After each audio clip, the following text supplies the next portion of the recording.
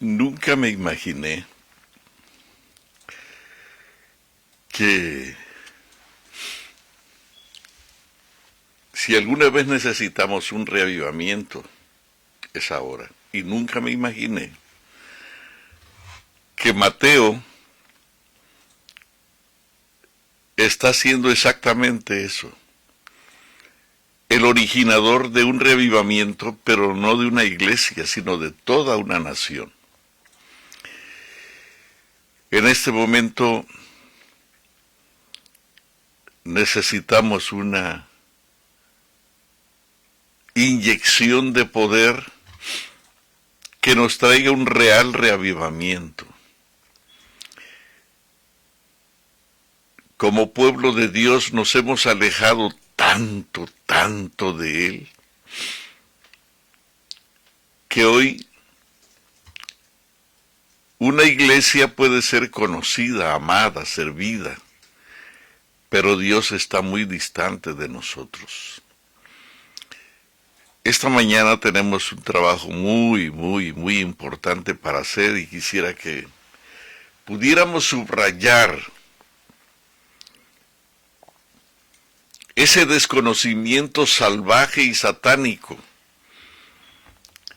que el enemigo ha sembrado en todas nuestras iglesias para separarnos de Dios y separarnos de la eternidad. Y Mateo nos trae con prisa desesperada que vayamos a Belén, que corramos a Belén. Sin embargo, del pueblo de Dios nadie fue a Belén. Unos desconocidos pastores y unos magos del oriente fueron los únicos que hicieron esto. Pero la mayoría del pueblo de Dios ignoró el llamado de la trompeta del ángel de Belén y nadie fue. El niño de Belén, después de 30 años de desprecio día y noche, terminó crucificado en la cruz por el pueblo que supuestamente esperaba la venida del Mesías. Ojalá que los que me escuchan no repitan la historia. Vamos a orar. Querido Padre Celestial, te damos muchas gracias por darnos el privilegio de poder levantarnos temprano y poder estar delante de ti. Santifica este momento con tu santísima presencia y permite que esa visita que tú haces mañana tras mañana a aquellos que te aman, hoy pueda ser nuestro más grande y privilegiado regalo. Estar contigo, permanecer en ti, depender de ti y hacer tu voluntad permanentemente. Acompáñanos en este momento, lo rogamos en el sagrado nombre de Jesús. Amén.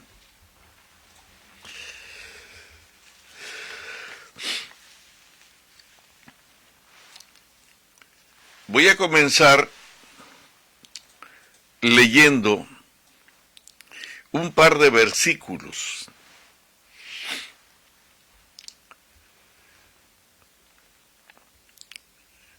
Mateo, si ustedes notan el Evangelio de Mateo, verán con una perfecta claridad lo que el pueblo de Israel, lo que la nación judía necesitaba en ese momento, y era un real, poderoso reavivamiento. Y Mateo descubre, y me parece que el Espíritu Santo hace un trabajo maravilloso a través de Mateo, y me da gusto saber que Mateo abre la cortina de los evangelios, abre la cortina de la salvación, abre la cortina del plan de salvación, de la redención en Cristo Jesús, trayendo el extraordinario poder del Espíritu Santo en el engendramiento de Cristo Jesús en María, por el poder, la fuerza, la gracia del Espíritu Santo. Y entonces todo lo que viene es una declaratoria de poder, de gracia, de misericordia, pero también de una catastrófica lucha entre el bien y el mal. Queridos, nosotros hemos estado viviendo una experiencia de alejamiento de Dios tan grande como la que vivió Israel en los días del nacimiento de Jesús en Belén de Judea, en Belén, perdón. Y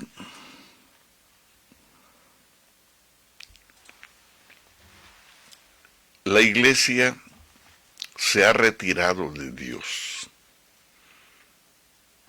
Y tengo una frase que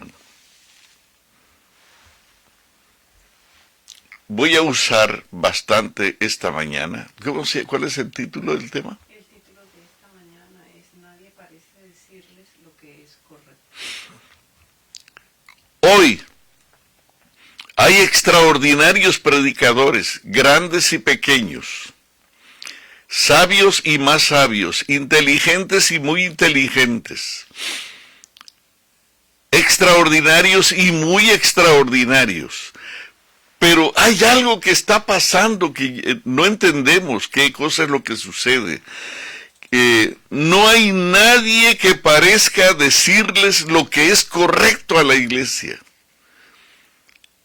Estamos escuchando maravillosos sermones, pero nadie le está diciendo a la iglesia lo que tiene que hacer en este momento de emergencia, de urgencia, de prontitud desesperada que debiera estar envolviéndola antes de la aparición de la segunda venida de Cristo Jesús. Nadie parece decirle lo que es correcto a la iglesia.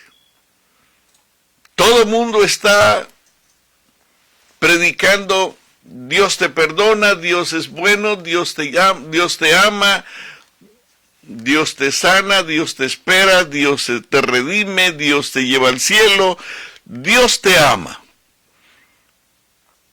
Y cualquiera que predique en contra de eso o algo diferente a eso, es un disidente, es un anatema, es un extremista, es un desesperado, es un disidente. Qué triste que no haya alguien que le pueda decir a la iglesia lo alejada que está de Dios. Voy a empezar leyendo en el libro de Tito, en el capítulo 2, versículos 11 al 13, que dice así: observa si no hay un llamado hermoso aquí a un claro, verdadero y poderoso reavivamiento que nuestra iglesia necesita. Ahora te voy a decir una cosa. Si tú ves que la iglesia no despierta, no te preocupes porque la iglesia no despierte. Despiértate tú, uno solo. El reavivamiento puede empezar con uno solo. Noé empezó un reavivamiento en medio de la catástrofe malsana, perversa, deteriorada de la humanidad antes del diluvio. Un hombre, Jonás, recibió el encargo de ir y reavivar a una nación, a Nínive. Pero en lugar de hacer el papel y el trabajo fiel de Noé, se fue a dormir a un barco que llevaba un destino completamente diferente al que Dios le había mandado. En lugar de ir a Nínive, se fue a Tarsis, completamente en sentido contrario. Y en lugar de estar preocupado, se durmió. Más aún los paganos oraban desesperados en medio de la tempestad aquella, y Jonás estaba durmiendo. Cuando Jonás finalmente entiende y despierta, una nación se salva. Querido, tú puedes empezar un reavivamiento. Tú solo. No tienes que esperar que la iglesia de Norteamérica, de Sudamérica, de Centroamérica, de Europa o de cualquier parte del mundo empiece un reavivamiento. Tú vas a ver en este momento actividades sembradas de apostasías. Tú vas a ver la apostasía germinando por todos lados.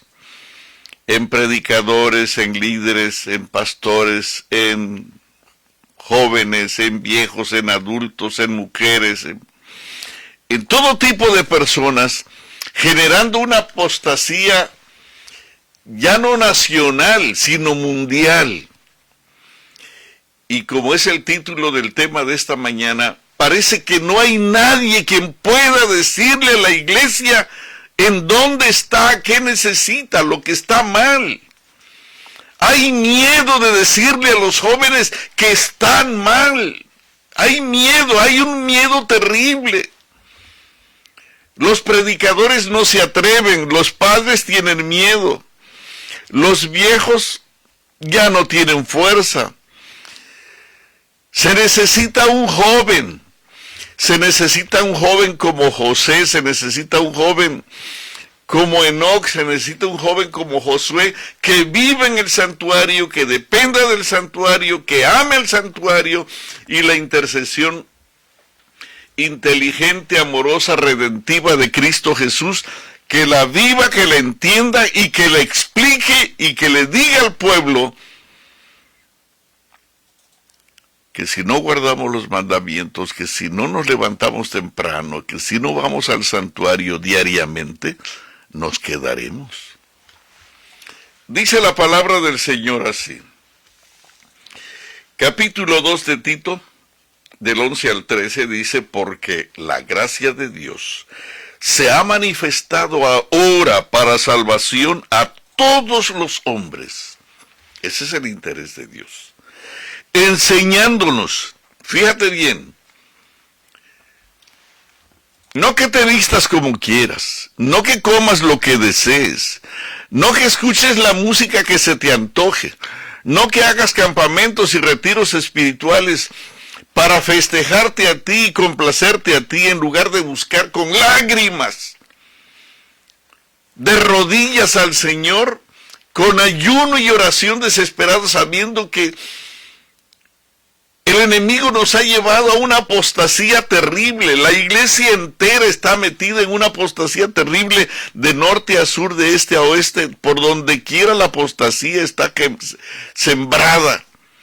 Y no hay nadie que se pare y diga que estamos equivocados. Enseñándonos.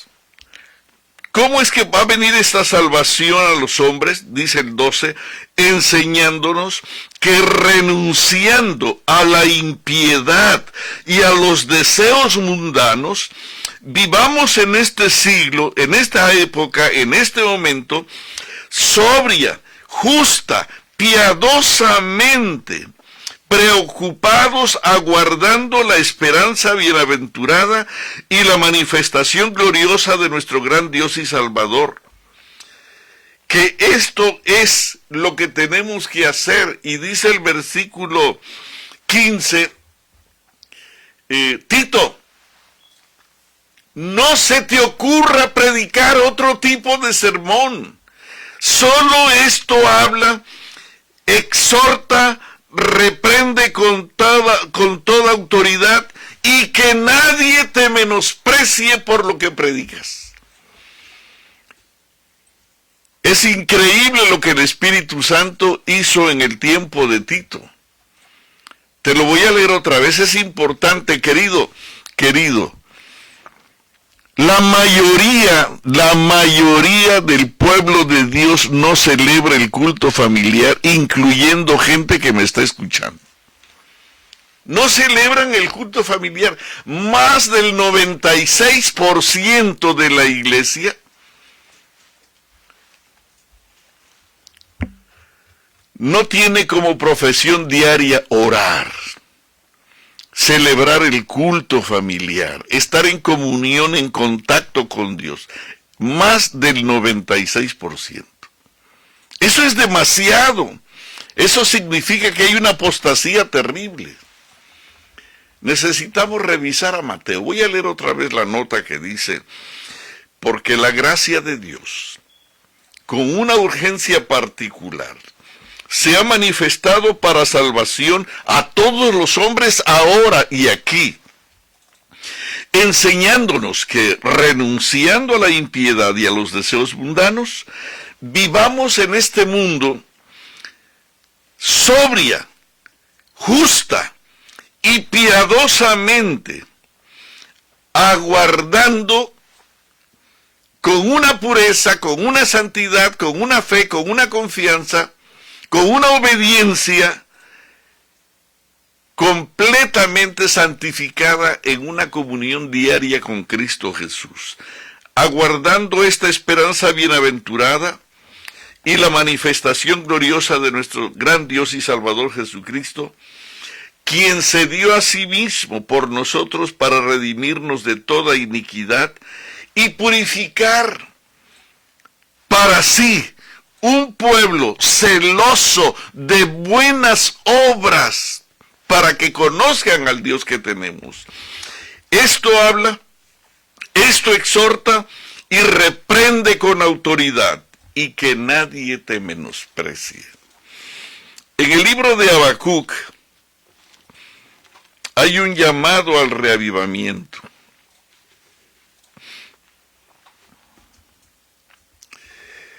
En el capítulo 3 de Habacuc,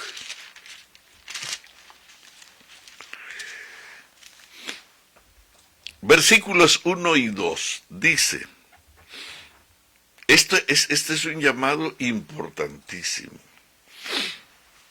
Habacuc está orando.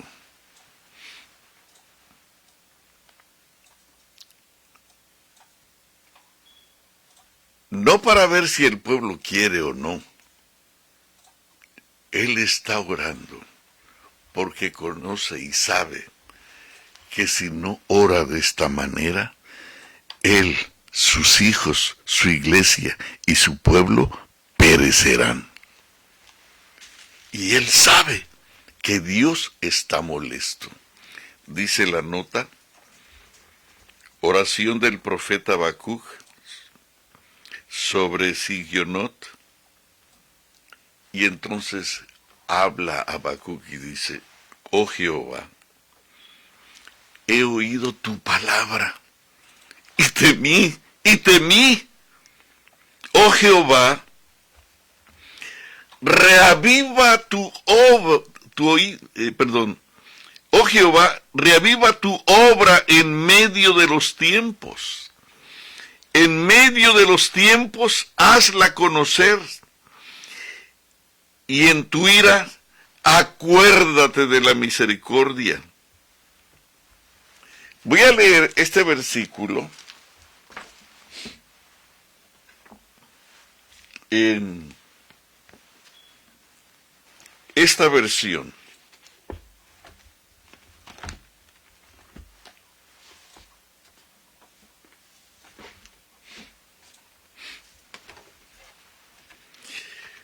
En la versión a Nueva Traslación Viviente, que dice así, voy a leerla en 3 versiones. Va una, la del 60. Dice aquí en la Nueva Traslación Viviente, esta oración fue entonada por Habacuc el profeta. Y dice así: he oído todo acerca de ti, Señor. Estoy maravillado por tus hechos asombrosos. En este momento de profunda necesidad, ayúdanos otra vez como lo hiciste en el pasado, y en tu enojo, recuerda tu misericordia. Eso es lo que dice la versión Nueva Traslación Viviente. Y voy a leer esta versión que se llama la Biblia al Día.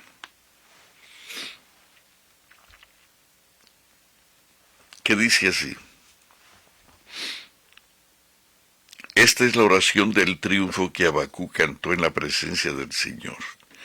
Oh Señor, he oído tu palabra y te adoro reverente por las espantosas cosas que tú vas a hacer. En este tiempo de profunda necesidad, aviva tu obra como lo hiciste en tiempos anteriores, y muéstranos tu poder y sálvanos. En medio de la ira, acuérdate de la misericordia. Qué tremenda oración. Voy a leerla otra vez. Sería bueno que buscaras esta cita por ahí y la escribieras, o simplemente escúchala varias veces del video y escríbela. Fíjate cómo dice: oh Señor, he oído tu palabra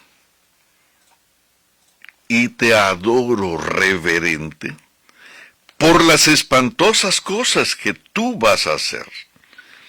En este tiempo de profunda necesidad, aviva tu obra como lo hiciste en tiempos anteriores.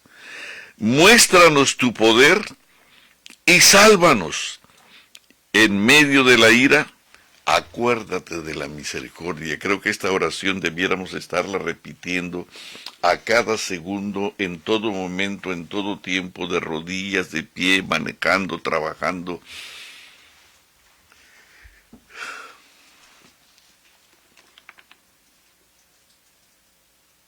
Señor, he oído tu palabra y te adoro reverente por las espantosas cosas que tú vas a hacer.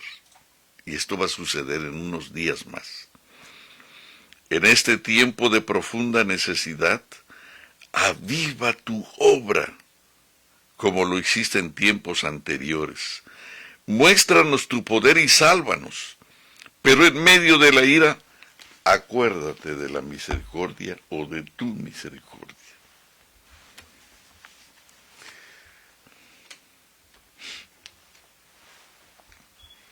Si tú revisas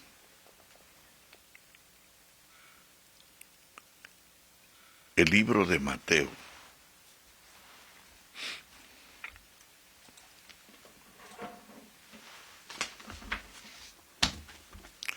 en el libro de Mateo, fíjate cómo empieza.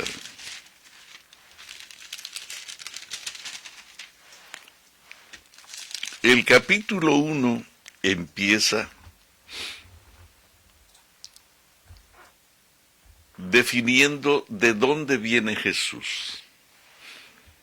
Y entonces habla del nacimiento de aquel que vendría para quitar el pecado del mundo.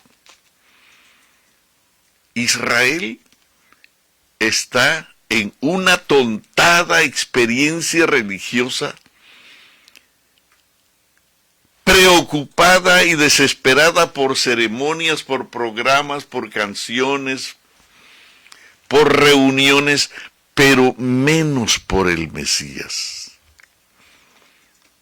Y entonces les dices, Mateo: señores, el Espíritu Santo ha llegado y nos ha traído el emblema de la vida y de la vida eterna. Este maravilloso ser, engendrado por el Espíritu Santo, salvará a su pueblo de sus pecados, que hoy en su ignorancia no se da cuenta que está viviendo una terrible apostasía y un distanciamiento perverso entre Dios, su creador, y el pueblo que lo necesita. Esta mujer concebirá y dará a luz un hijo y llamará su nombre Emmanuel, que significa despierten, señores de Israel. Dios en persona ha venido a buscar a su pueblo para salvación. Pero el pueblo no despierta. ¿Sabes cuántos fueron a Belén? A correr emocionados, a escuchar el canto de los ángeles. No fue un grupo de 4 ángeles. Quizás un ángel dio la noticia, pero eran millones de ángeles haciendo una gran celebración, porque el ser glorioso que abandonó su trono, su gloria, y vino a esta tierra para cargar con el pecado del hombre, estaba siendo ignorado en una forma diabólica. Nadie fue a Belén.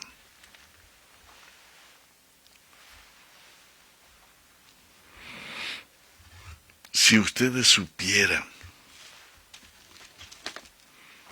la situación que vivía Israel, una total apostasía. Era el pueblo de Dios, era el pueblo elegido por Dios, era el pueblo amado por Dios. Pero todo eso Israel lo había olvidado, como le está pasando hoy al moderno pueblo de Dios. Había una apostasía tan grande, donde el dinero, el trabajo y el dinero, el descanso y el dinero, el sueño y el dinero, era todo lo que preocupaba, tanto al obrero como al sacerdote, al ministro como al rabino. Lo único que les preocupaba era tener dinero, buscar dinero, encontrar dinero y gastar dinero. Era lo único que le preocupaba. Dicen que si alguien quería ser sumo sacerdote, y esto es verdad en la historia de las tradiciones judías, que algunos se atrevían a pagar hasta cerca de $1.000.000. Imagínate cuánto sacaban en la empresa o en el negocio del sacerdocio eclesiástico. La gente estaba tan desesperada, desde el ministro, desde el rabino, desde el maestro, desde el que leía la Biblia, desde el que escribía la palabra, los sacerdotes, los ancianos del pueblo, todos desesperaban por conseguir una posición estimada, elevada en la sinagoga, para conseguir dinero. No les preocupaba el Mesías. El único que descubrió en ese pequeño bebé fue Simeón, que le dio gracias a Dios, a Ana, que eran hombres que oraban y ayunaban y vivían dependiendo de la esperanza de Israel. Pero de ahí en fuera, todo el pueblo estaba holgando y celebrando una esfera apóstata de pecado y de maldad. Nadie fue a Belén. Y cuando alguien vino y dijo que había nacido un nuevo rey, la Biblia usa una expresión, o Mateo usa una expresión, que sorprende a todo el mundo. Dice, cuando Jesús nació, capítulo 2 de Mateo, cuando Jesús nació en Belén de Judea, en días del rey Herodes, vinieron del oriente a Jerusalén unos magos, diciendo, ¿dónde está el rey de los judíos que ha nacido? Porque su estrella hemos visto en el oriente y venimos a adorarle. Oyendo esto, el rey Herodes se turbó. ¿Qué quiere decir que se turbó? Se conmocionó emocionalmente. Se asustó. Se preocupó. Pero no por irlo a adorar, sino porque alguien en ese momento estuviera planeando quitarlo del trono. Herodes se turbó y toda la nación con él. Dice, ¿dónde está el rey de los judíos que ha nacido? Oyendo esto, el rey Herodes se turbó y toda Jerusalén también se turbó, pero no fueron a Belén. Hoy, quizás muchos escucharán este mensaje, pero no irán a Belén a celebrar el culto familiar o a aprender que su casa debe ser un santuario para salvar a sus hijos ahora y enseñarles que deben de vivir santa, piadosamente, en una sobriedad total, en una limpieza de mente completa, porque nuestra redención está a punto. Y le dicen a Tito, que nadie te sorprenda, que nadie te reprenda, que nadie te critique por el tipo de mensaje que hablas. No importa lo que digan, si te dicen que eres un extremista, un disidente, un exagerado, tú ve adelante porque nuestra redención está cercana y tenemos todos tenemos que aguardar esta bienaventurada esperanza que se acerca, que se aproxima y estamos a días de que esto suceda. Si alguna vez alguna gente vivió el cumplimiento de las promesas, de las profecías o de la palabra de Dios, somos nosotros. Se está cumpliendo en nuestras narices y el problema es que el pueblo está en una apostasía terrible.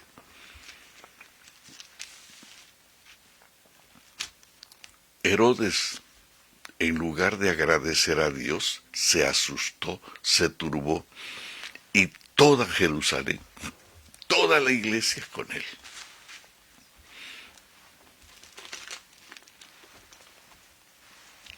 ¿Y sabes qué hizo Herodes? ¿Sabes qué hizo Herodes? Herodes era un rey violento y temerario. Era un rey que no podía pensar, pero ni en 1 milímetro la idea de que alguien le pudiera quitar del trono. Por varias razones. Herodes no era judío, era un idumeo, un edomita. Era ajeno a Israel. El único acierto que tenía es que se había casado con Mariana, o Marianne, la última de las herederas de los asmoneos, de la realeza judía. Era la última. Y entonces Herodes se casó con ella para mantener el poder.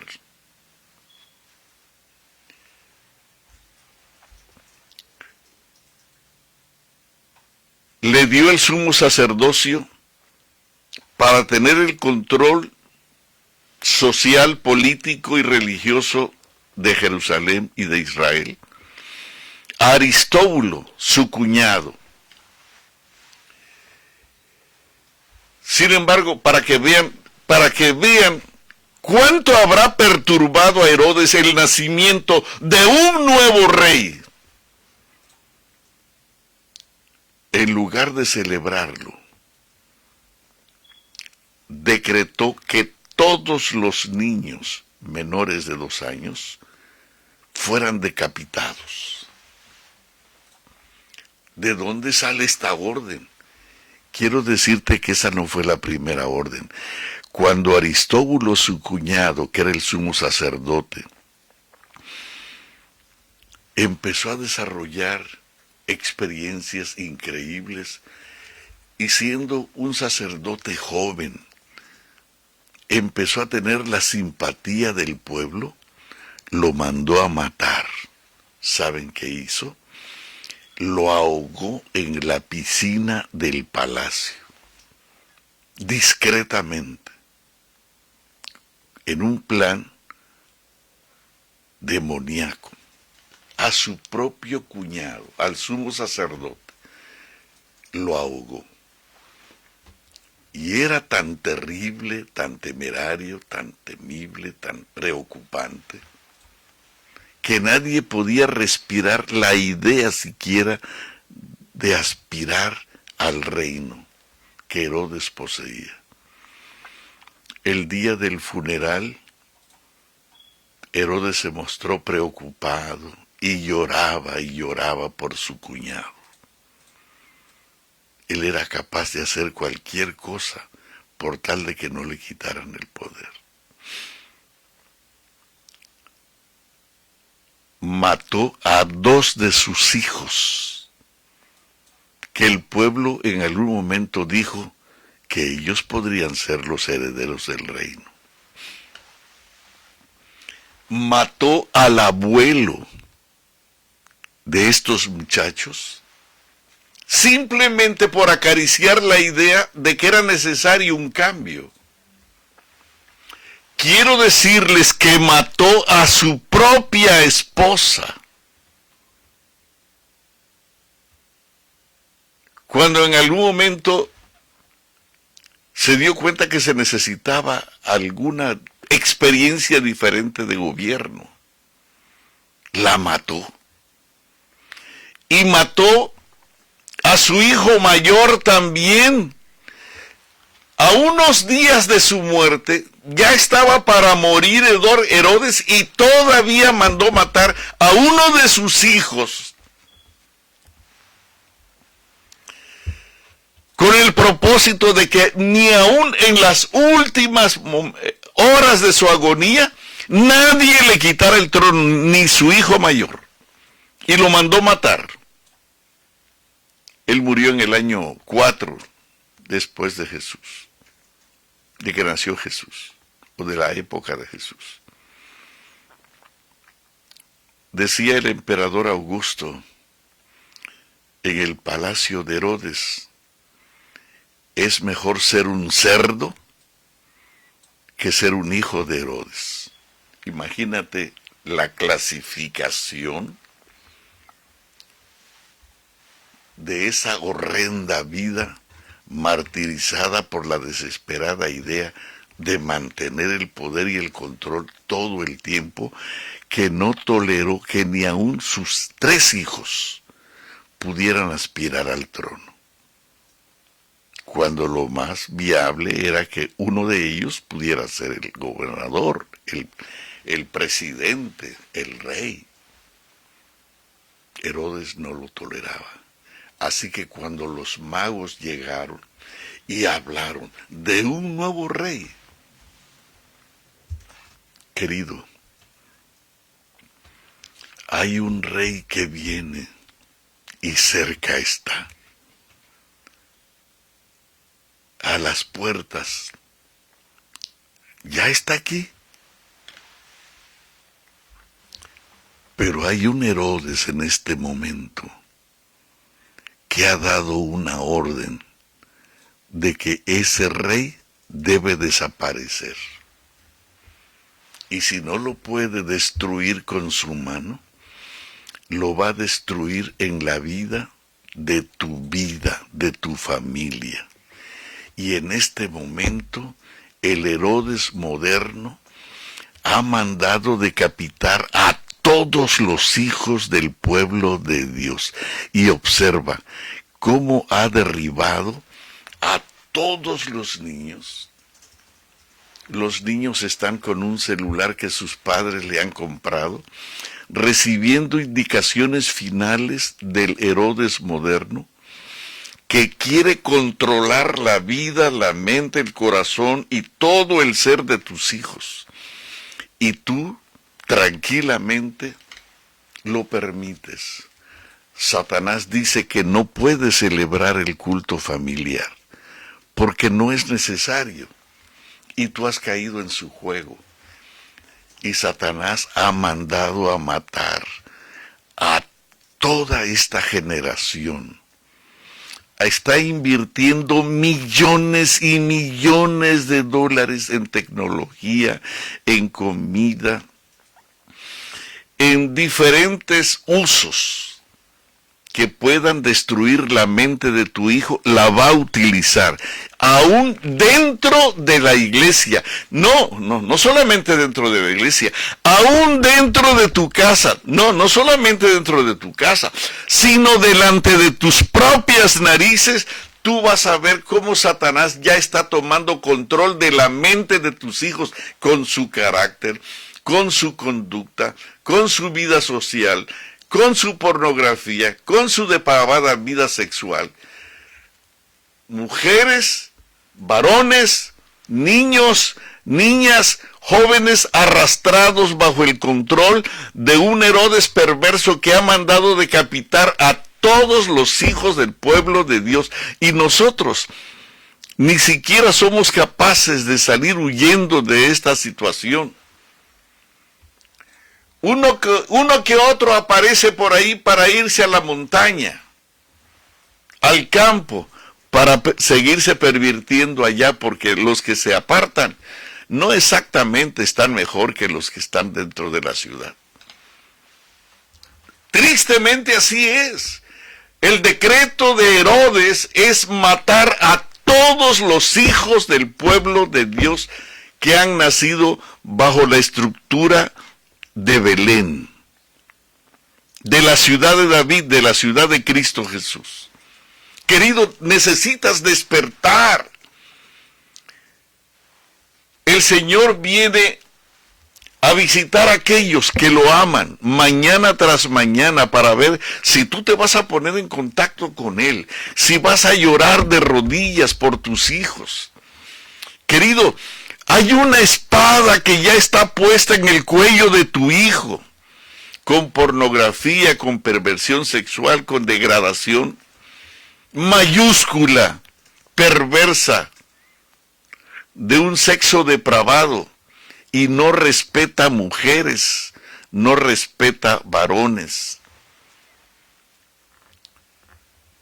Y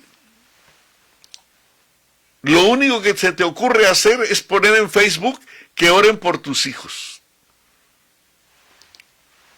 Porque tú has perdido la fe y la confianza que el único que puede lograr esto es el Cordero de Dios que quita el pecado del mundo, de aquel que fue engendrado por el Espíritu Santo, que también puede engendrar una nueva vida en tu vida y en la vida de tu familia. Y Mateo te lo subraya.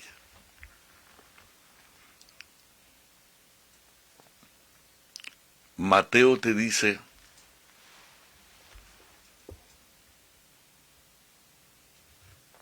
que no es con ejército ni con fuerza, sino con mi espíritu, dice Jehová. ¿Y sabes qué dice Mateo? Y lo subraya en el versículo 4. El capítulo 4 dice, entonces Jesús mismo fue llevado por el Espíritu Santo al desierto para ser probado, para ser tentado por el diablo. Cada uno de nosotros como papá, como mamá, como hijos, va a ser probado. Porque no tenemos lucha contra carne y sangre. Y necesitamos no demostrar que le vamos a ganar a Satanás. No, eso no es lo que vamos a demostrar. Pon atención a esto. Lo que vamos a demostrar es cómo podemos encontrar un poder que le gane a Satanás. Y a eso, y para conseguir eso, a Jesús le costó 40 días de ayuno y oración, dice Mateo. Hasta que encontró un poder que iba más allá de su poder y lo encontró en el poder de su Padre al estar orando, llorando y rogando con lágrimas fervientes día tras día sin comer absolutamente nada hasta que encontró que solamente haciendo la voluntad del Padre el enemigo podía ser derrotado y lo derrotó. Lo derrotó con su comida, lo derrotó con su pensamiento, lo derrotó con la perversión de la sexualidad, lo derrotó con todo. Y querido, salvar a nuestros hijos no es asunto de pedir oraciones por Facebook. Salvar a nuestros hijos es orar y llorar desesperadamente, dice Mateo, por 40 días. El modelo divino, el modelo perfecto, hizo un ayuno de 40 días. Y hay algunos ignorantes del pueblo de Dios. Yo no puedo ayudar porque me duele la cabeza. Pues sí, te duele la cabeza porque la tienes controlada por el enemigo, por el Herodes moderno. Te asusta. Herodes se asustó. De paso, los que practican la vida de Herodes, que rechazan a Jesús, que no van a Belén, que no estudian la vida del Mesías, que no aman la venida del Mesías, mueren con un intestino destruido. Dice la Biblia en Hechos que Herodes era un hombre que hablaba bien, discursaba poderosamente, pero con frecuencia se arrogaba de que él estaba bien, de que él no era malo. Un día fundió su oro para darle de comer a un grupo de judíos, y esto la gente lo celebraba. Herodes era bueno, pero no le importó Jesús. Lo que le importaba era la comida, era la bebida, era la perversión. No le permitía ni a su familia albergar la idea de que pudieran quitarle el trono. Queridos, Herodes tiene un plan contra ti, contra tu familia. Pero desafortunadamente los que viven la vida de Herodes terminó su vida muriendo comido de gusanos. ¿Sabes por qué la gente muere comida de gusanos? Cuando come carne, cuando come alimentos chatarra, cuando come alimentos que no nutren, que no vienen del paraíso, que no vienen del Edén, que no vienen del programa divino, que no vienen del cielo, que no son el maná celestial, terminan devorados de gusanos en sus intestinos.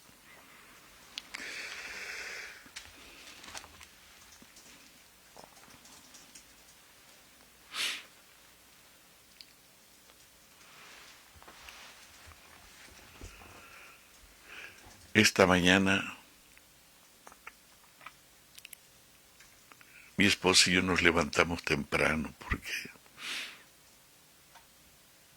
estábamos preocupados. Hay un pensamiento que está en mi mente y en nuestra mente de que nuestro pueblo se está desmoronando, de que nuestra iglesia se está cayendo, de que nuestra familia se está desmoronando y se está destruyendo poco a poco.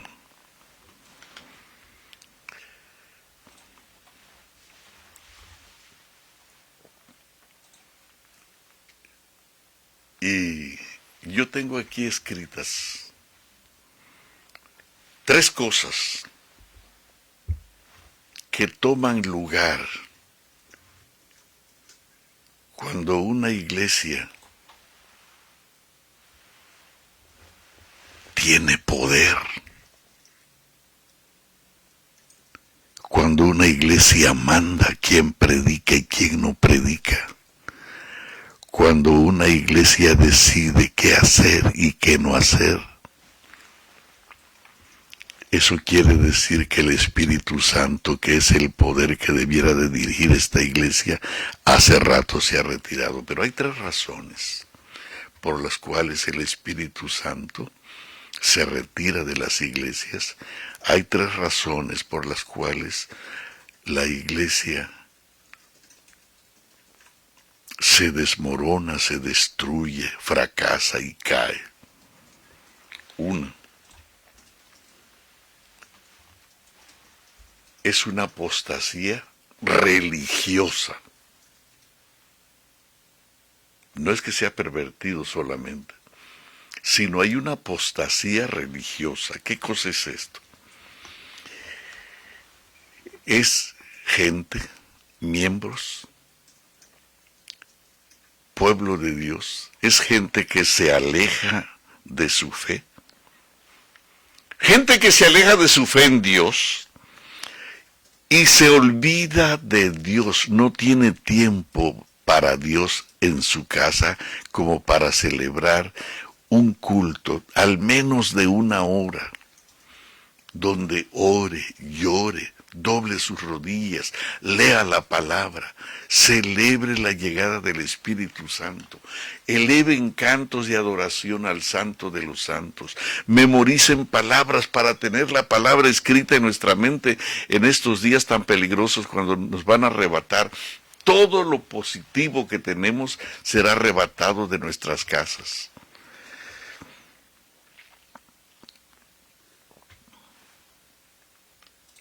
La primera razón por la cual las familias se desmoronan y las iglesias están fracasando es porque se aleja de su confianza en Dios, de su fe en Dios, y abandona al Dios que lo hizo, al Dios que lo creó. 2.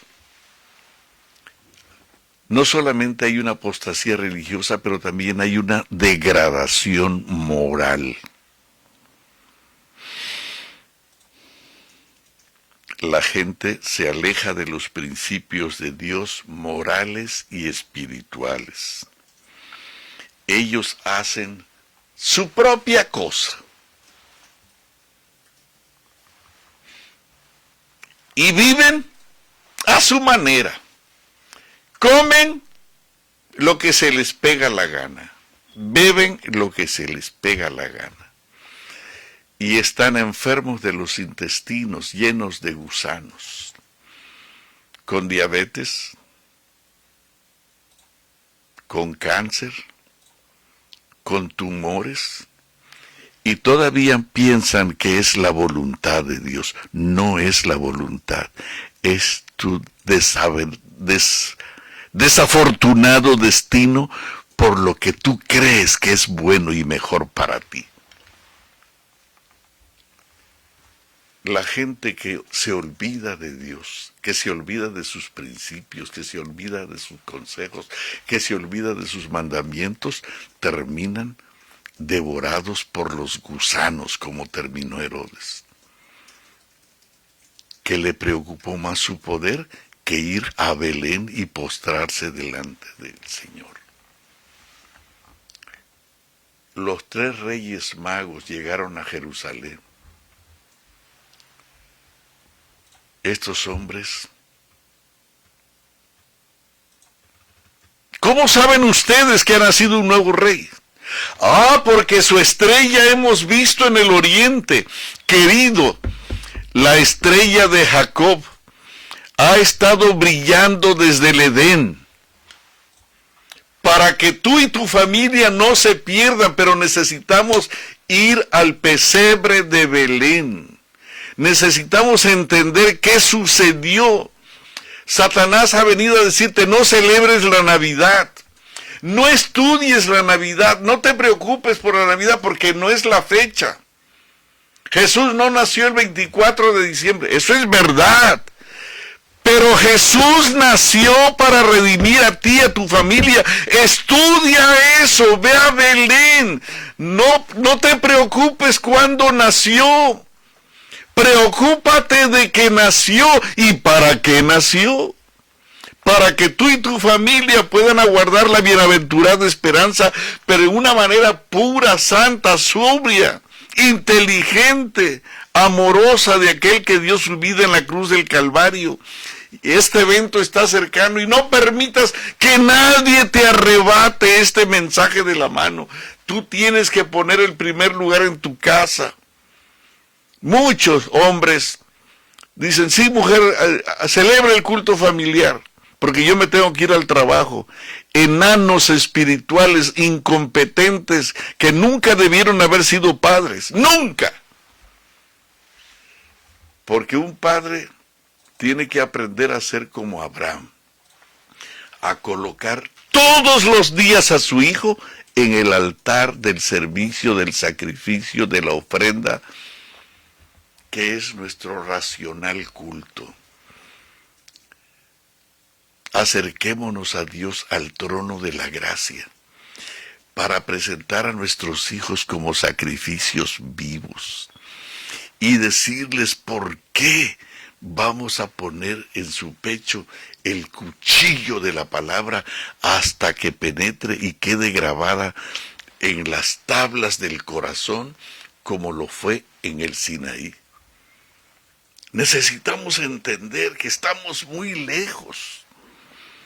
El tercer punto, hay en la iglesia una anarquía religiosa, una anarquía política, una anarquía social, una anarquía espiritual tan terrible, que el pueblo o la nación se desintegra y se hace pedazo, y los juicios de Dios están cayendo sobre ellos y ni siquiera se dan cuenta. Mucha gente que dice que está bautizada, que va a la iglesia, están muriendo, pero están muriendo lejos de Dios, y viene el pastor para decirle, no te preocupes, ya dentro de poco el Señor viene, y otra vez nos vamos a ver, sí, para decirnos adiós, porque los que no van a Belén a buscar la estrella de Jacob, morirán separados de la eternidad y del Dios de la eternidad y de la vida de la eternidad, que es Cristo Jesús.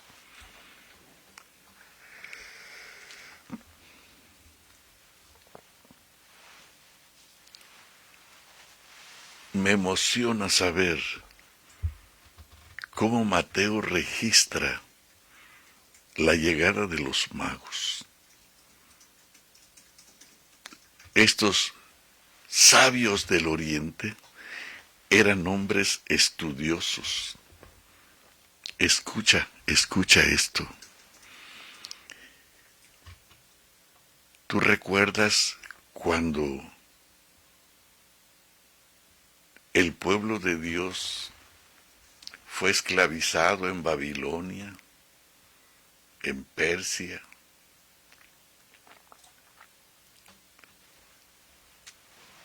Ellos llevaron sus credos, su doctrina, su fe, sus creencias. Y con lágrimas, dice, nos acordábamos cuando colgábamos nuestras arpas en los sauces, y la gente de aquellos lugares nos decían, cántenos esas canciones lindas de Jerusalén. ¿Cómo vamos a cantarle a Dios en tierra ajena? Pero platicaban y platicaban y platicaban. y leían sus libros con la esperanza de que un día el retorno a Jerusalén se hiciera realidad, y con lágrimas cantaban y lloraban.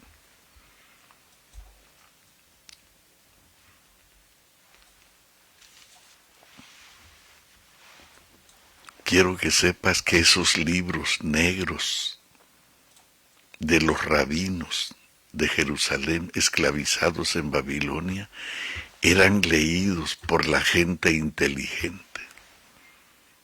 Leían la Biblia. Había un hombre que se consideró hasta profeta de Dios, pero él no era profeta de Dios. Trataba de atinar un poco el esfuerzo porque leía la Biblia. Este hombre se llamaba Balán, que fue contratado para maldecir al pueblo de Dios. En el libro de Números,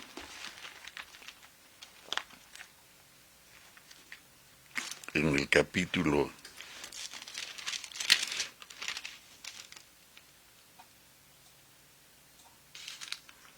25, ¿de dónde sacaron la idea los magos del Oriente de que la estrella que se movía anunciaba la llegada del rey de los judíos? Querido, hoy la estrella exaltada por el Espíritu Santo llamado Cristo Jesús nos muestra la llegada.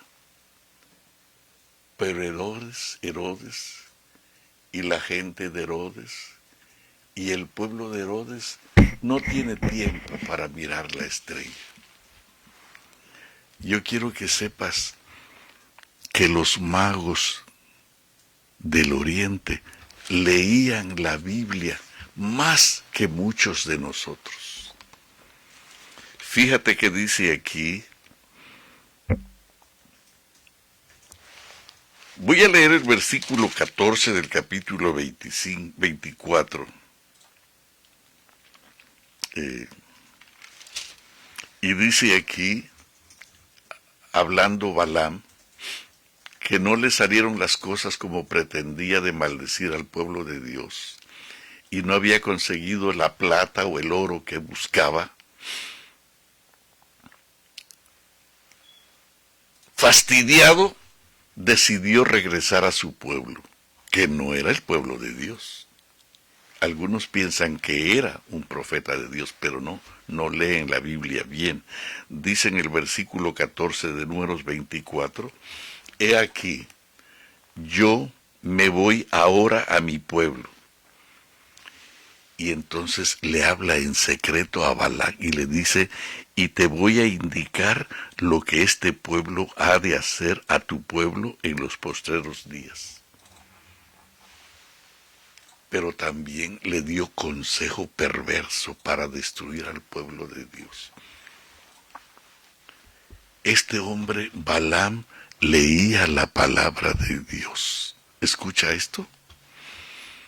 Los magos leían la Biblia. Los magos, ¿y de dónde sacaron una Biblia? Escucha lo que dice aquí. Entonces, Balaam dijo, he aquí, yo me voy ahora a mi pueblo. Por tanto, ven, te indicaré lo que este pueblo ha de hacer a tu pueblo en los postreros días. Estoy leyendo Mateo 24, 14 en adelante. Entonces Balaam tomó su parábola y dijo Balaam, hijo de Beor, dijo el varón de los ojos abiertos. Fíjate de dónde sacó Balaam esto. ¿De dónde sacaron los reyes la idea de que la estrella de Belén era el nacimiento del Rey de Reyes en la tierra, encarnado por el Espíritu Santo para salvar al mundo pecador? ¿Cómo lo supieron?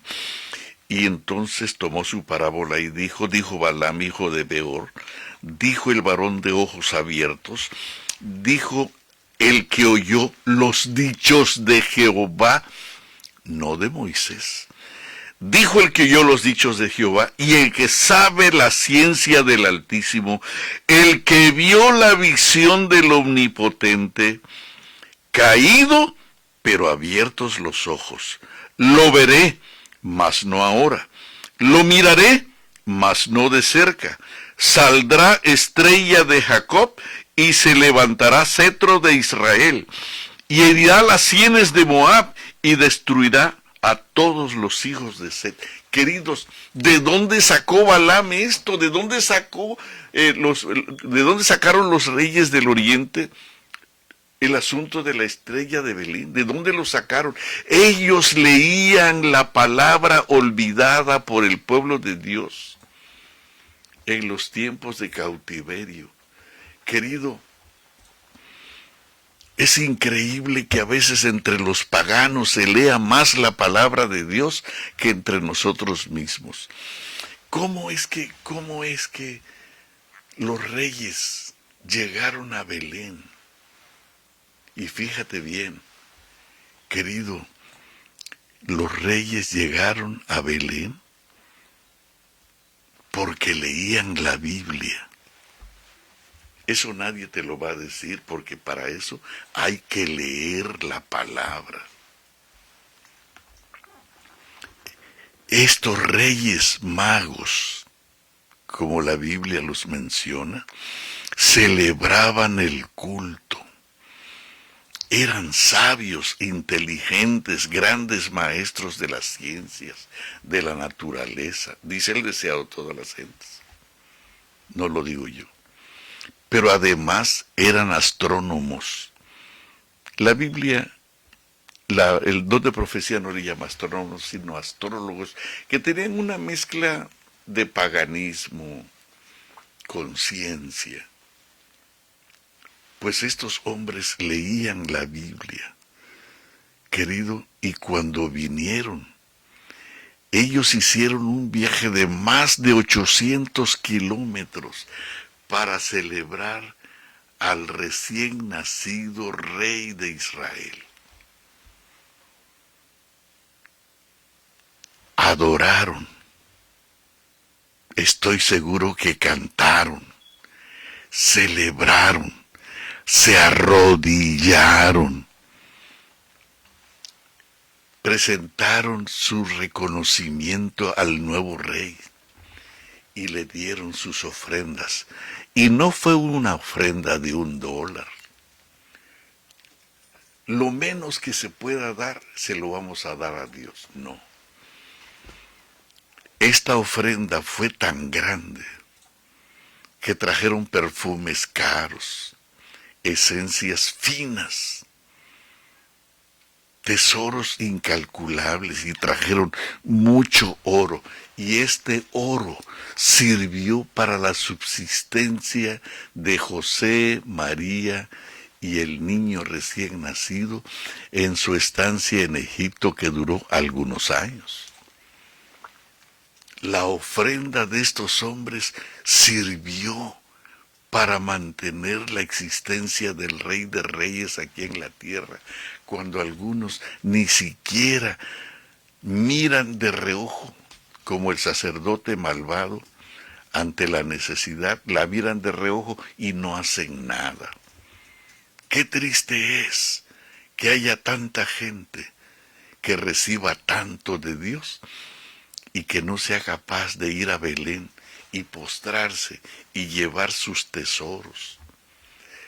Quiero decirte que si tú llevaras tus tesoros a los pies del Señor Jesús, te aseguro que no estarías angustiado como Herodes por el poder, por el dinero, por la grandeza o por la influencia, porque el Señor te exaltaría todos los días al venir cada mañana que tú celebres el culto familiar, para exaltarte, para aprobarte y para decirte que tú eres un ser escogido para la eternidad, para vivir al lado de Cristo Jesús. Mateo te lo dice en la vida de los magos. y te lo dice. ¿Y cómo se consigue? ¿Cómo se consigue todo esto? En un ayuno de 40 días de oración. ¿Necesitaba Jesús orar y ayunar si Él era Dios? Querido, si Jesús era Dios en la carne y era humano como cualquiera de nosotros, necesitaba orar y ayunar. Nosotros por lo menos 2 o 3 veces al año ayunamos. No ayunamos porque somos buenos, sino por nuestra gran necesidad de perdón.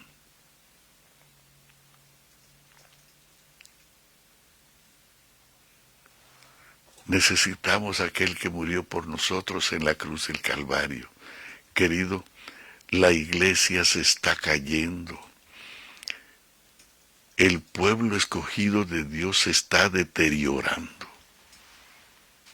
Y se está cayendo porque el pueblo se está alejando en una apostasía grosera delante de Dios, manejada por predicadores que no tienen interés en su salvación. Tienen interés en su estómago y en su dinero, pero no tienen interés en el santo de los santos, en su pureza, en su santidad. Yo me quedo pensando en la vida del muchacho Jesús a los 16 años en Nazaret. Yo me imagino que estaba rodeado en la iglesia de las jovencitas más lindas, cortejándolo. Pero él no tenía tiempo para las jovencitas, porque su vida estaba dedicada a conocer la voluntad de su Padre y servir a su familia que lo necesitaba tanto.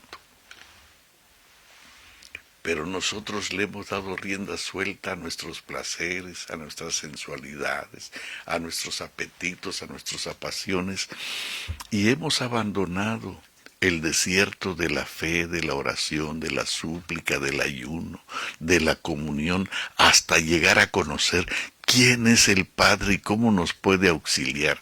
Queridos, ¿sabes cómo comienza el reavivamiento?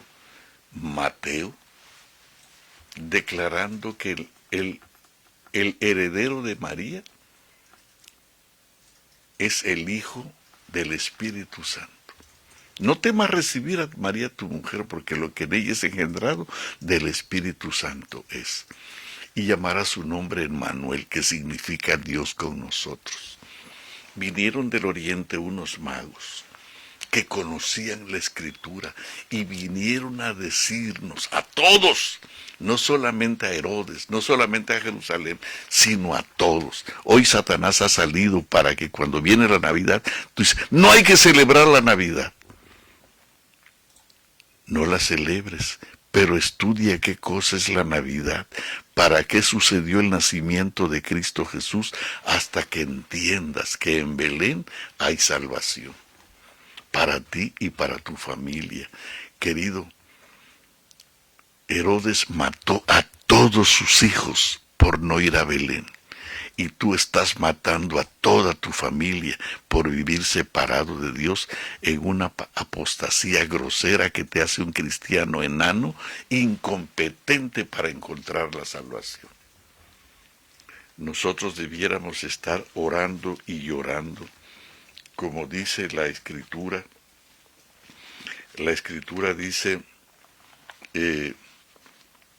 oh Señor, he oído tu palabra y te adoro reverente por las espantosas cosas que tú vas a hacer.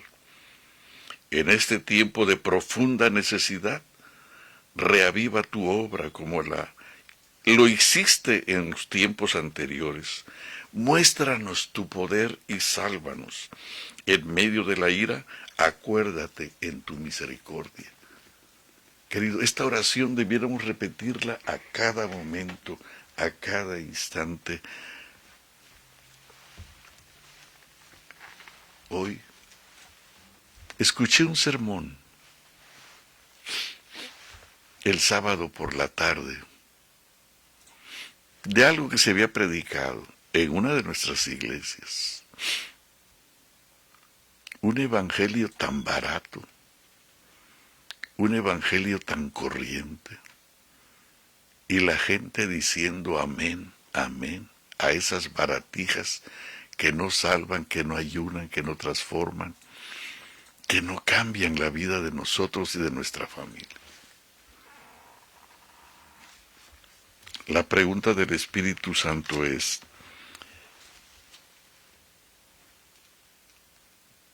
parece que nadie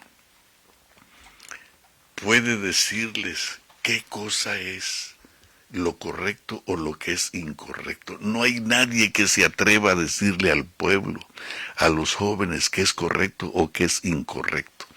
No hay gente que se atreva. Pero escucha lo que dice aquí en la página 175 del libro Cada Día con Dios. Escucha, escucha cómo habla el Espíritu Santo. Querido, te voy a decir, página 175, te voy a decir esto. Yo estoy sorprendido de cómo el Señor nos va guiando día con día. Amén. ¿De dónde saca la esposa del pastor Salomé o el pastor Salomé estos mensajes? Te aseguro que no son mis ideas, son rodillas temblorosas, llorando y suplicando y ayunando para que el Señor tenga misericordia de nosotros y de nuestros hijos, de nuestras familias y de nuestro pueblo. Nosotros oramos por ustedes, pero nuestra oración será sin efecto si tú no te arrodillas y clamas por la sangre de Cristo Jesús. En nuestras iglesias no hay predicadores que estén dispuestos a pagar el precio y de decirle a la gente lo que es correcto y lo que no es correcto, que se atrevan a decir a los pecadores lo que es correcto y lo que se debe hacer y lo que no se debe de hacer. Dice aquí, esta cita me asusta, porque te voy a decir algo. Todo lo que he estado diciendo no son mis ideas. Esto es del Espíritu Santo. ¿Cómo puede venir una idea tras otra, tras otra, tras otra en una concatenación de pensamientos divinos para salvarte a ti y a tu familia? Querido, levántate temprano. ¿Saben? Ustedes creen que nosotros no nos damos cuenta, pero aquí Facebook y YouTube nos dice quiénes se levantan a escuchar los temas. A veces son 3, 4 o 5 personas nada más. Algunos lo ven más tarde. Pero no hay interés en levantarnos temprano. Yo amo a los que me aman y me hallan los que madrugan para buscarme. Si tú de mañana buscares al Todopoderoso, Él presto se levantará por ti y hará próspera la bendición de tu morada. Oh Jehová, ¿qué es el hombre para que lo exaltes, para que lo llenes de honores y de bendiciones y lo visites todas las mañanas? ¿Por qué tanto anhelo por el hombre en el cual quieres poner tu corazón cada mañana? Y estas promesas quedan derrotadas y vacías, sin efecto alguno, porque la mayoría no tiene interés en levantarse temprano y levantar a sus hijos. Querido, me da dolor decirlo, pero una persona que no celebra el culto familiar no tiene un Salvador en casa. No tiene el Cordero de Dios que quita el pecado del mundo. No puede salvar a tus hijos. Si tú no celebras el culto familiar, te va a doler lo que te voy a decir, pero tú y tu familia ya están perdidos. Escucha la cita. Escucha la cita. Yo, leyendo la cita, estoy asustado. Dice, no vacilamos en decirle que para obtener la herencia inmortal y el tesoro eterno tienen que vencer en esta vida de pruebas.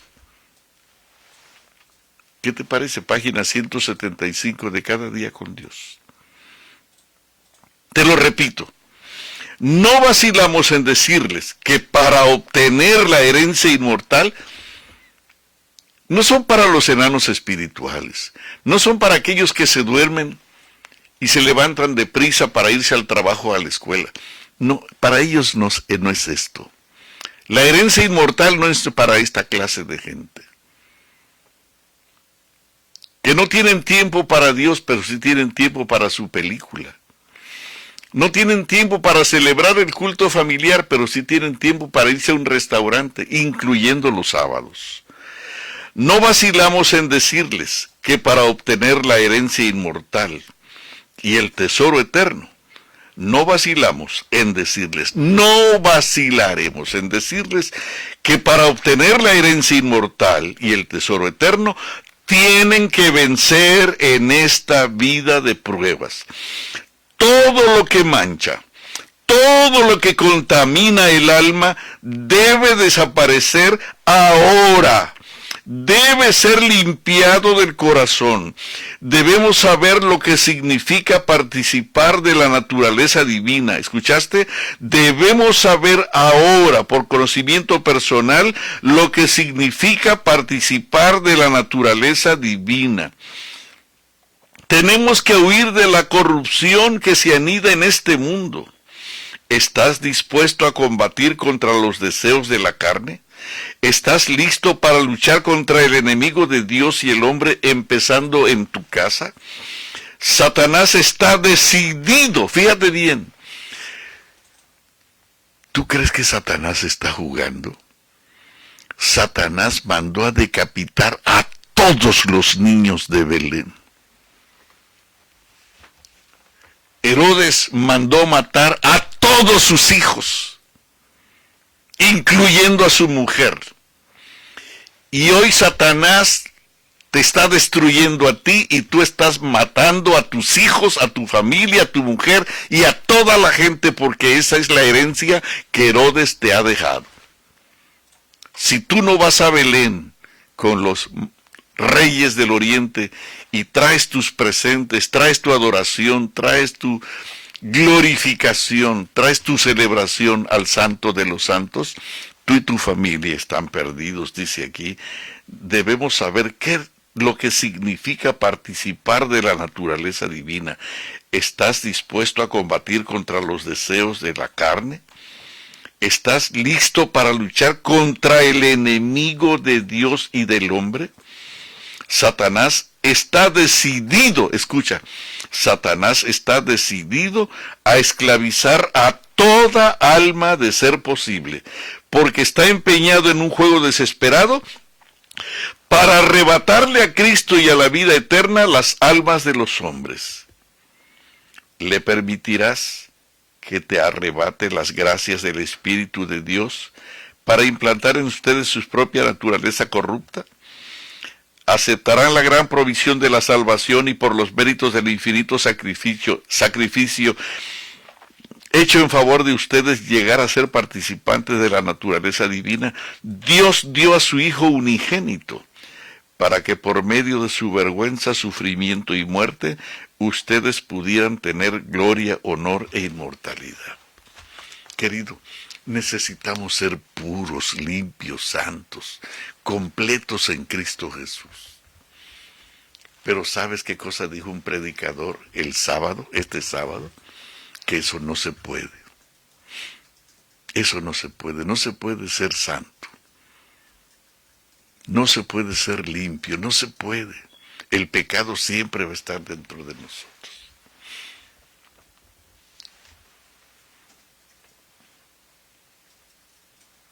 Pablo dice, si esto no se puede, entonces en vano murió Cristo. Pero déjenme decirles una cosa. Para mí, el vivir es Cristo. Y vivo no ya yo, mas vive Cristo en mí. Y lo que yo no puedo hacer, lo hace Cristo en mí. porque vivo en Él, dependo de Él y hago su voluntad. No soy perfecto,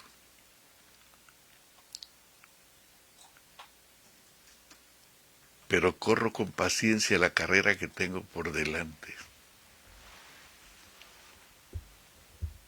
Y lucho y enfrento la prueba en el nombre de Jesús y estoy dispuesto hasta morir por Él, con tal de que pueda conseguir el poder de su resurrección y que yo pueda ser transformado a una vida limpia, pura y santa, presentando mi cuerpo en sacrificio vivo cada día. Porque los que son guiados por el Espíritu Santo, estos apenas llegan a ser hijos de Dios. No complaciendo las cosas de la carne, sino las cosas del Espíritu. Qué hermoso testimonio el de Pablo. Querido,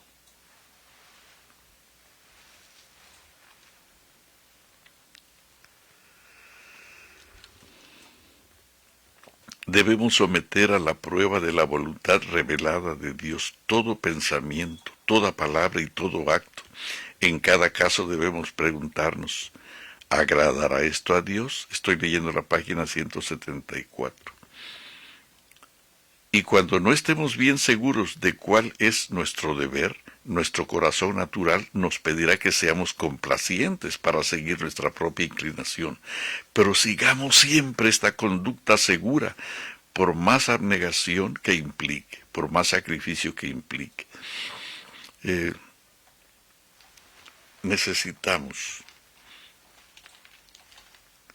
No vacilamos en decirles que para obtener la herencia inmortal y el tesoro eterno, tienen que vencer en esta vida de pruebas. Todo lo que mancha y contamina el alma debe desaparecer, debe ser limpiado del corazón. Debemos saber lo que significa participar de la naturaleza divina. Satanás está dispuesto y decidido a esclavizar toda alma, de ser posible, porque está empeñado en un juego desesperado para arrebatarle a Cristo y a la vida eterna las almas de todos los hombres. Querido, esa es una guerra en serio. Satanás ya dio el decreto de matar a todos los niños del pueblo de Dios, empezando con tus hijos. Y ha invertido todo su capital, toda su fuerza, toda su sabiduría, todos sus inventos, todo su ingenio, toda su capacidad, toda su inteligencia, la ha invertido para destruirte a ti, a tu familia y a tus hijos.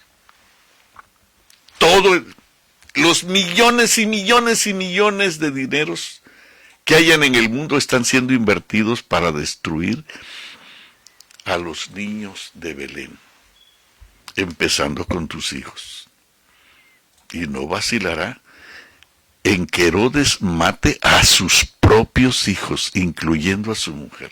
Yo te conté esta historia porque así trabaja Satanás. Si fue capaz de atreverse a decirle a su propio creador, póstrate ante mí, y humillarlo y avergonzarlo y matarlo, y cargarle toda la culpa de la humanidad sobre el Cordero de Dios, ¿tú crees que va a vacilar en que tú destruyas a tu propia familia y le claves el cuchillo del pecado y de la maldad, de la indiferencia, para no leer la palabra, para no orar, para no estudiar, para no depender de la voluntad soberana de Dios? Quiero que sepas que la mayoría, aún hermosos cristianos, leen la Biblia solos. Es que mis hijos ya están grandes, pero tus hijos se van a perder y tú serás el responsable. No importa que tus hijos tengan 100 años, tú eres responsable de tus hijos. Abraham tenía un hijo de 20 años. 20 años. cuando las hormonas, cuando las células, cuando las cosas de allá dentro del cuerpo de un joven desesperan por pecado, Abraham le enseñó a su hijo que su cuerpo era santo, que su mente tenía que ser limpia y que todo su ser, espíritu, alma y cuerpo tenían que ser ofrecidos en sacrificio vivo al Señor. Y lo hizo en vivo colocándolo en el altar. 20 años. Y lo hizo. Y es que así se hacen las cosas. Querido, Mateo nos da una lección del Espíritu Santo. ¿Sabes cómo empieza el revivamiento, Mateo? Te darás cuenta que nadie habla como Mateo. Yo estoy maravillado de las clases que me está dando Mateo. Todo esto lo que te acabo de decir o lo que he estado diciendo desde el lunes pasado hasta este momento, me lo enseñó el Espíritu Santo a través de Mateo. Estoy sorprendido, estoy feliz, estoy contentísimo. No paro de darle gracias a Dios. A cada segundo cantamos el Padre Nuestro, mi esposa y yo. A cada momento decimos, ven Señor Jesús. A cada momento nos arrodillamos. A cada momento celebramos al Señor porque estoy feliz de saber que este miserable pecador, ruin, desechado y abandonado, pueda tener esperanza, y una esperanza maravillosa de hacerme un elegido, un escogido, para convertirnos en un real sacerdocio, en una gente santa, en una gente limpia, en un pueblo escogido, para anunciar estas gloriosas verdades. Estoy maravilladísimo y le damos gracias a Dios por esto. Salimos al patio y miramos hacia las estrellas y le damos gracias. Y como los reyes del oriente, caminamos a Belén y encendemos las luces de las estrellas de nuestro corazón para que todo nuestro ser sea iluminado con la presencia de aquella estrella de la mañana, la estrella de la mañana de Jacob, que ha puesto una escalera para que este pecador pueda salvarse. Dice aquí en el capítulo 5 de Mateo, ¿cómo empieza el reavivamiento? Dice aquí, Mateo dice, viendo la multitud, subió al monte, y sentándose vinieron a él sus discípulos. Y entonces dice Mateo que las primeras palabras que salieron de la boca de esa mañana, de los labios de Jesús, fue, bienaventurados los pobres en espíritu, porque de ellos es el reino de los cielos. Bienaventurados los pobres en espíritu, pero que se llenan del Espíritu Santo como Jesús lo hacía mañana tras mañana, recibiendo un bautismo diario de ese santo y maravilloso poder. Dice aquí, bienaventurados los que lloran, por tener un nombre en su frente, porque ellos recibirán consolación cuando Cristo Jesús reine pleno y total en ellos. Dice aquí, bienaventurados los mansos, los que tienen paciencia, los que son bondadosos. Cuando viene un conflicto en la casa, cuando viene un problema en la casa, dice Mateo, bienaventurados los mansos, porque ellos recibirán la tierra por heredad con todo su contenido. Bienaventurados los que tienen hambre y sed de justicia y se levantan de madrugada, porque ellos serán saciados. Bienaventurados los misericordiosos, porque ellos alcanzarán misericordia. Ayer una familia estaba pidiendo, voy a usar la palabra limosna. Hay una situación difícil en este país. No eran latinos, eran americanos. Y lo que me llamó la atención de que este muchacho agarró su violín y empezó a celebrar al Señor.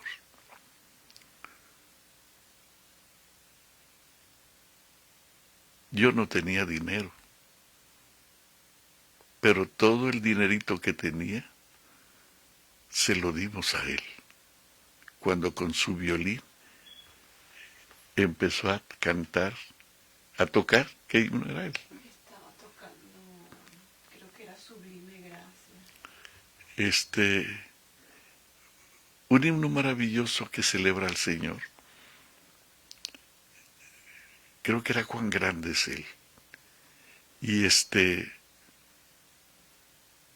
qué hermoso cuando uno depende de Dios, celebra a Dios y bendice a Dios.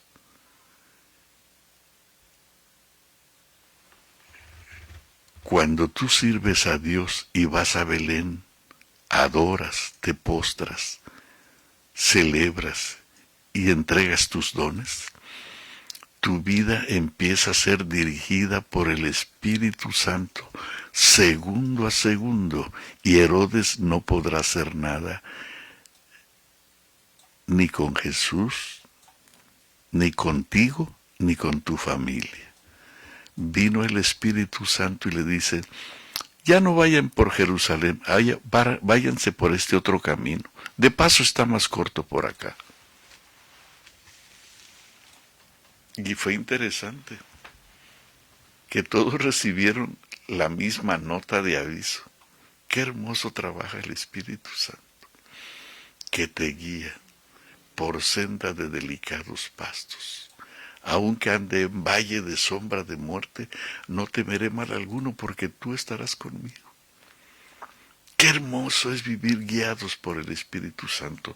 Sigue diciendo aquí, bienaventurados los de limpio corazón, porque ellos tendrán el privilegio cada mañana de ver a Dios, porque Él vendrá para visitarlos. Queridos, bienaventurados los de limpio corazón. La gente dice que no se puede ser puro, que no se puede ser santo, que no se puede ser limpio. ¿Sabes por qué? Porque no conocen a Dios. Pero dice aquí, bienaventurados los de limpio corazón, porque ellos verán a Dios, y los que ven a Dios son santos, son limpios, son puros, son hermosos, son maravillosos. Sus manos están limpias, sus ojos están limpios. Qué hermoso es recibir la visita mañana tras mañana. Qué hermoso es pasar la noche soñando con Jesús. Qué cosa tan maravillosa. A veces mi esposa me dice, ¿cómo lo sabe? No lo sé, pero lo sabe. ¿Qué pasó? ¿Qué sucedió? ¿Qué te dijo? ¿Qué descubriste? Y a veces a medianoche yo le platico o ella me platica y es maravilloso. Bienaventurados los de limpio corazón, porque ellos verán a Dios. Y de repente viene un pastor y te dice que no se puede. Déjame decirte una cosa, hay una historia que es de mis favoritas. Alejandro, el gran conquistador, estaba en una reunión con sus oficiales, sus comandantes, y era una reunión de emergencia y tenía agarrado de las riendas su caballo. Pero algo sucedió que no le gustó al caballo y se zamarrió fuerte y con violencia reparó y se le escapó de la mano la rienda del caballo al general. Y el caballo salió corriendo. Y todos los oficiales, los grandes, los poderosos, los que manejaban la espada y la lanza, sabían que ese caballo nadie lo podía sujetar, solo el general Alejandro. Solo el general Alejandro podía dominar o conducir ese caballo. Y el general no salió corriendo. Entonces, dentro de los oficiales que estaban allí, estaba un soldado raso. Tú sabes qué es eso, ¿verdad? Un soldado sin rango, sin reconocimiento, un soldadito de lo último. Y él salió corriendo detrás del caballo. Y todos los oficiales, los que lucían sus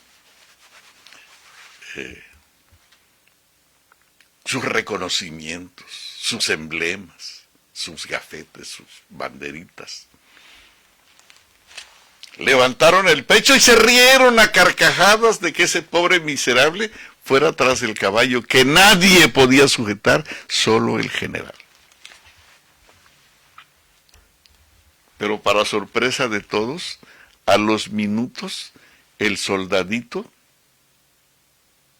regresó sujetando al caballo y todos quedaron admirados, empezando por el general. Entonces, el muchacho, el soldadito, traía enrollada el pedazo de cuerda y se lo entregó al general con una reverencia. Aquí está su caballo, mi general. ¿Y saben cómo le contestó el general? Él era un soldado raso. Y Alejandro conocía a su soldadesca. Él sabía quién era cada quien. Y entonces cuando el soldadito le dice, aquí está su caballo, general, inclinándose ante él, el general le contestó de esta manera, muchas gracias, capitán. El soldadito no dijo, perdóneme, general, usted se equivocó, capitanes son estos que están aquí, estos son los comandantes, estos son los que tienen los rangos. Yo soy muy chiquitito y yo no tengo ningún rango. No se puso a discutir con el general, no dijo, yo soy un soldadito raso nada más, pero estoy para servirle. No dijo eso. ¿Sabes qué dijo? Cuando el general dijo, muchas gracias, capitán, él se inclinó para servirle, mi general. ¿Sabes qué hizo? Fue corriendo a los almacenes donde estaban los trapos, los trajes, los vestidos de los grandes y se buscó uno a su medida y se puso un traje de capitán. Al mediodía, de paso, no había habido una ceremonia de condecoración, no había habido un momento de reconocimiento en que le entregaron la medalla al valor, al dominio, a la fuerza, a la inteligencia, no había habido ninguna ceremonia. El general no le dio una moneda de oro colgada en una cinta azul para reconocerlo como capitán. Pero cuando el general dijo muchas gracias, capitán, el soldadito aceptó el dicho del general como palabra de total autoridad, de comando y de certeza. Que lo que estaba diciendo el general era real y cierto. Él era un capitán por orden, determinación y decisión de la palabra del general. Al mediodía ya no se sentó con la chusma ya, sino fue, luciendo su traje de capitán, se sentó en la mesa de los honorables, donde estaban los grandes. Querido, tú eres un escogido de Dios. Tú eres un hombre de limpio corazón. Tú eres un hombre noble, bueno, misericordioso, ansioso de la justicia de Cristo Jesús. Y Él te dice, bienaventurados ustedes que están escuchando Salomé, los de limpio corazón, porque ustedes me verán todos los días cara a cara por la santidad, porque sin santidad, de paso, ustedes son limpios. Por eso es que me pueden ver, porque sin santidad nadie puede ver al Señor.